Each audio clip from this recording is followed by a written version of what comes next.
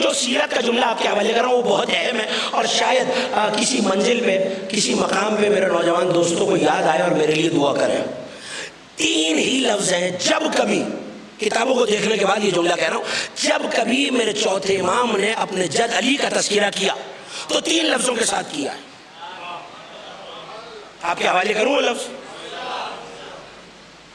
میرا خیال اس طرف والے نہیں چاہ رہے، سب مل کے ایسی صلوات پڑھیے کہ پتہ چلے آپ سننا چاہ رہے۔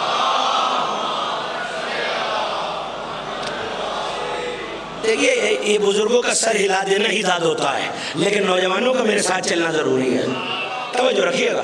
کیا کہہ رہا ہوں؟ 3 الفاظ کے ساتھ علی کو یاد کیا ہے۔ ایک، پوری توجہ رہے، ایک مومن میری طرف دیکھتا رہے، قال جدی، میرے جد نے فرمایا۔ دوسرا، قال ابی، میرے بابا نے فرمایا۔ تیسرا، قال امیر المومنین، مومنوں کے امیر نے فرمایا۔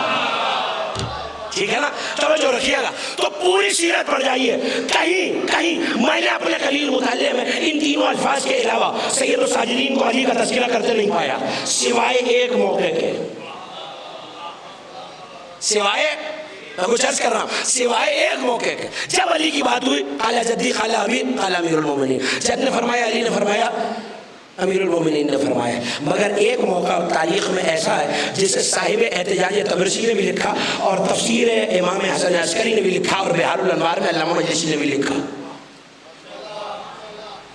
اور وہ موقع کیا ہے وہ سن لیجئے، یا جدی، یا ابی، یا امیر المومنین، لیکن اس حدیث میں علی سے خطاب کیا۔ تو پہلے علماء کا ایک جملہ سن لیجئے، اس کے بعد حدیث آپ کے حوالے کرتا ہوں۔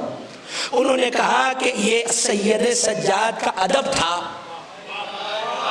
جو وہ زمانے کو سکھا رہے تھے کہ علی کا نام لیا جائے تو ادب سے لیا جائے۔